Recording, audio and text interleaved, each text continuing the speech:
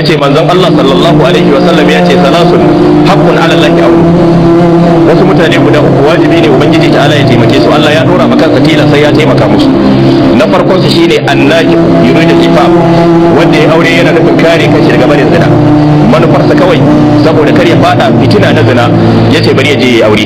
To a wannan lokaci sai Allah ya taimake shi yadda zai iya rike auren, sai Allah ya yarwata masa abin da zai samu yayi auren, kuma sai Allah ya datar da shi da matar da zai auren. Domin wani lokaci mutum na iya samun kudin auren kuma ya zama bai samu matar ba, yayi ta lalubawa har ya zama ya rasa duk asset nashi sun kare, sai ya dawo sai dingannansa kuma da gaske yake kuma da kudinsa a hannu amma kuma bai samu ba. So matukar yana nufin ya kare kansa da zina, to sai ubangiji ta'ala ya bashi wanda zai aura. Allah ya datar da mu. Bayan nan Allah madaukakin sarki ya ce wallahu wasi'un alim, lalle ubangiji ta'ala mai yalwan falala ne, falalarsa tana da yalwa, ta ishi ta wadaci duniya da duk abin da ke cikin ta ba tare da ta tafi da komai ba. Da ka karkai tunanin ai wane yayi aure an bashi wadata, wane ma Allah ya wadata shi yayi aure, to ni kafin na taso ne aure ai wadata za ta gari. A'a, wallahu wasi'un, ubangiji ta'ala wasi'ul fadli ne, mai yalwan falala ne, alimun kuma masani ne dangane da halin bayinsa. Wanda ya auren dan Allah dan kare kansa daga barin zina, ubangiji ta'ala ya sani. Wanda ya aure dan ketare ne, ya aure matar shiga mota ba matar zama gida ba.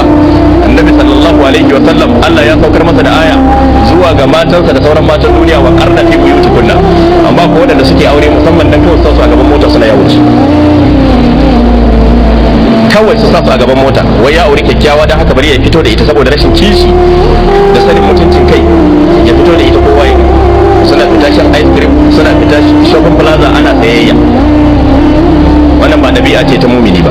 Alimun, ubangiji ta'ala masani ne dangane da halin da kuke ciki.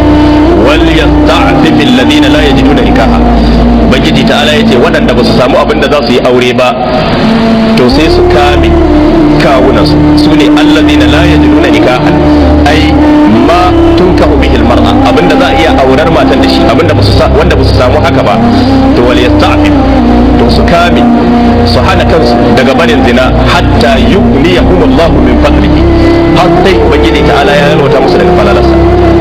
Yana iya yiwuwa ya zama da kudin ne ba su da shi, to su yi hakuri su kame har sai ubangiji ta'ala ya yalwata musu abinda za su yi aura. Yana iya yiwuwa ya zama da suna da kudin matar ce ba su samu ba, sai dai ya hakuri kar su yi zina har sai ubangiji ta'ala ya yalwata musu daga falalarsa, ya datar da su da matar da za su iya aura.